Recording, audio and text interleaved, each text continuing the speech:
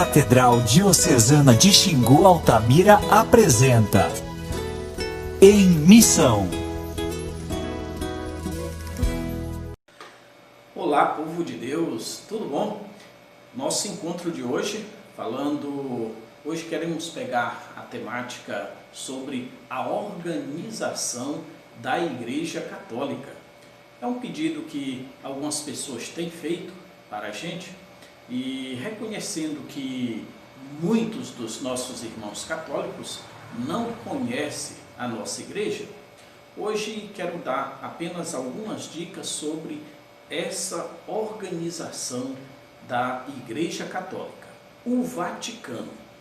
O Vaticano, ou lá a Santa Sé, é um pequeno território que é reconhecido como um país desde 1939 pelo Tratado de Latrão, que reconheceu aquele espaço onde habita, ali tem toda a estrutura onde mora o Papa, onde está a igreja de São Pedro, lá o Vaticano, onde estão sepultados todos os nossos papas, desde São Pedro até os dias atuais, contando até hoje 266 papas.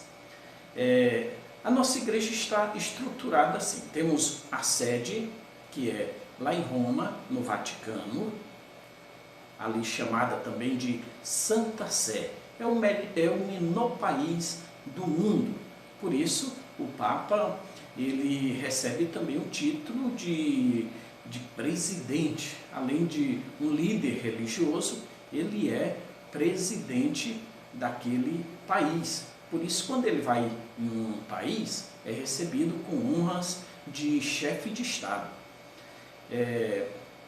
No Vaticano, que é a sede da Igreja Católica, ali tem uma estrutura de organização que vai fazer ligação com todas as dioceses do mundo inteiro onde a Igreja Católica está presente.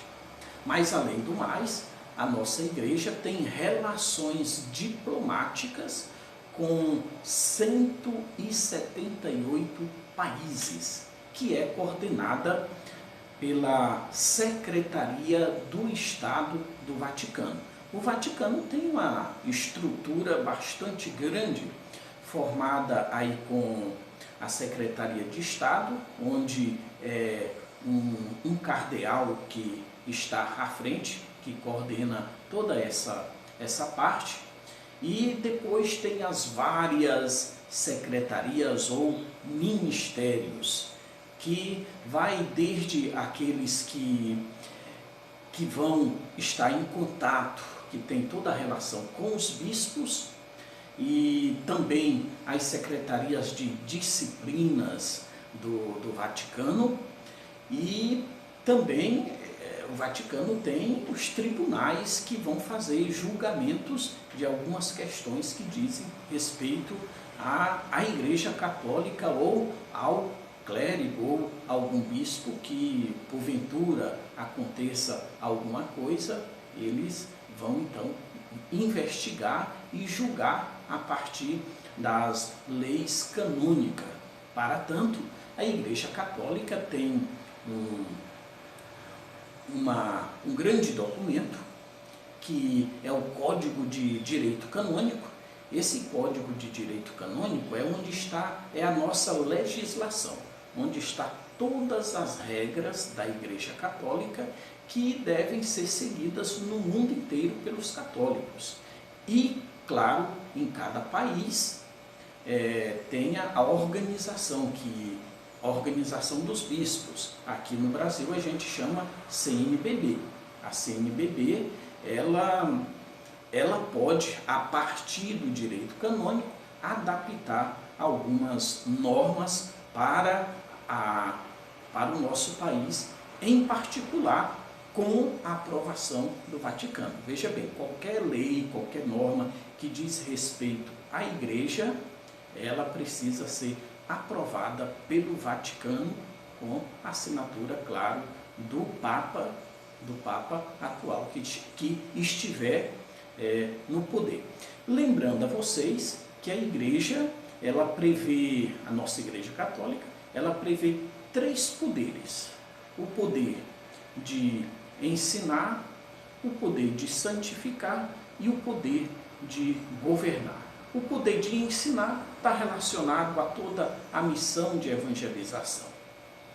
O poder de santificar está relacionado aos sacramentos que a Igreja dá aos seus adeptos, aqueles que fazem parte da sua Igreja. Aí vem batismo, primeira Eucaristia, sacramento da unção dos enfermos, então por aí se vai. Com relação ao poder de governar, está relacionado àqueles que recebem a ordem. E nesse caso, quem recebe a ordem, o sacramento da ordem, é o diácono, o padre, o presbítero, o bispo e o papa. Esses 4 graus em que de poderes para governar. Aqui está então relacionado ao Vaticano e um pouco a organização da Igreja estrutural, vindo lá, tendo como coordenador geral, como líder, o Papa, uma só pessoa. O Papa, ele é eleito pelos cardeais. Cada Papa, quando está na função, exercendo o seu ministério, ele escolhe alguns bispos que vão ser os seus assessores e que vão também eleger o próximo Papa quando aquele morrer ou renunciar. Lembrando a vocês que entre os cardeais, qualquer um deles pode ser o Papa. E lá, quando morre um Papa, eles se reúnem todos os cardeais e vão fazer a eleição do novo Papa. Às vezes leva dia, teve casos na história que levou meses até chegar a eleger o líder. Só que, como que é feita essa eleição? Eles vão fazer um estudo, uma análise de conjuntura da Igreja no mundo e, a partir daí, é visto qual a pessoa que tem mais carisma para atuar nesse momento em que a Igreja encara determinada realidade.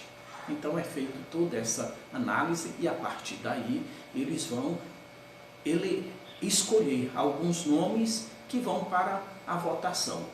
E depois isso vai se repetindo até chegar ao consenso em que é eleito o Papa.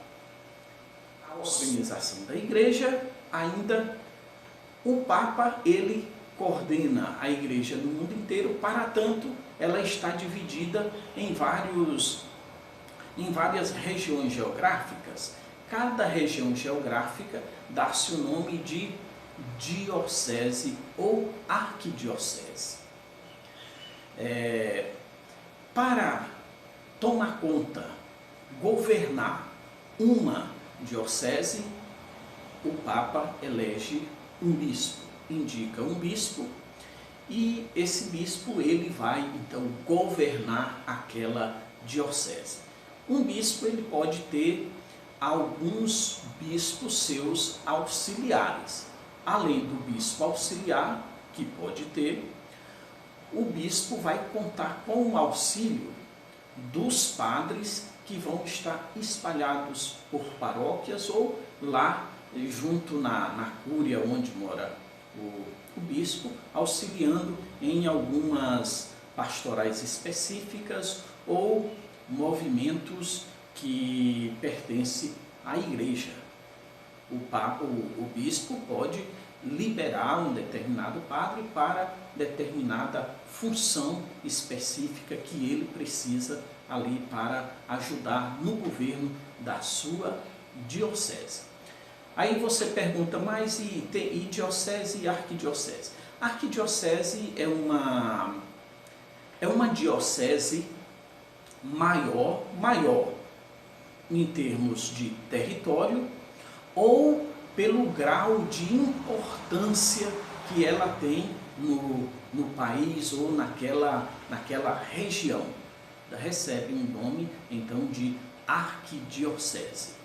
O bispo arquidiocesano, que é um bispo também, ele tem alguns poderes a mais, que como um aconselhador, com referência àquelas dioceses que fazem parte da sua diocese. O mais, além da divisão em dioceses, cada diocese está subdividida. Essa subdivisão das dioceses são as paróquias ou áreas pastorais. Uma diocese, ela se divide em várias paróquias. Cada paróquia ela é entregue ao governo de um determinado padre, ou tem acontecido também por falta de padre, o bispo entregar para um diácono e até para irmãs. Tem acontecido isso. Quando falta, então o padre. Mas no geral o padre recebe uma paróquia e ele vai governar aquela paróquia. Pode o padre ter também o auxílio de outros padres, mas o pároco é aquele que é o responsável, que governa a paróquia e pode ter o auxílio de outros padres. Chama os padres auxiliares. Essa divisão das paróquias, diocese, paróquias, as paróquias também estão divididas. Veja bem, como que está a paróquia? Uma paróquia ela tem várias comunidades. Uma paróquia se divide em comunidades. Uma comunidade, ela geralmente é entregue a um líder leigo que vai ajudar, organizar, animar a comunidade. E dentro da comunidade vai funcionar todos os trabalhos pastorais da paróquia e da diocese. Então essa ligação aqui, a gente pode, às vezes começa a pensar lá de cima para baixo, mas a força é de baixo para cima. Aqui na base, na comunidade, é que acontece então todos os trabalhos que desenvolve a diocese e a paróquia. E esses trabalhos está sobre a regência do padre, do bispo e do papa, que vai estar liderando toda essa movimentação. A nossa Igreja Católica, ela tem vários grupos e esses grupos, essa diversidade de grupos, não são autônomos. Claro, por uma parte são autônomos, enquanto ele segue aí aos seus carismas pessoais, mas estão todos ligados à comunhão com o Papa. É assim que está organizado a nossa igreja. Aí alguém pergunta, e diocese, você não falou de prelazia. Uma diocese ou uma prelazia, a diocese é uma determinada região geográfica. E existe também as prelazias. Depois de prelazia se vira diocese, ou hoje nem se torna mais prelazia, mas já passa direto à diocese.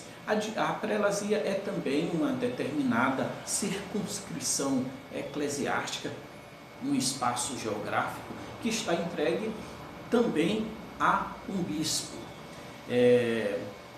Mais hoje essa questão de diocese é quase mais um título. Existia alguns períodos atrás algumas diferenças entre a diferença principal que se dizem é que A prelazia, ela depende da assistência de religiosos e depende de questões financeiras, e a diocese, quando ela se torna diocese, em tese, ela deveria ser autossustentável, tanto com padre suficiente como questão econômica para se manter por conta própria.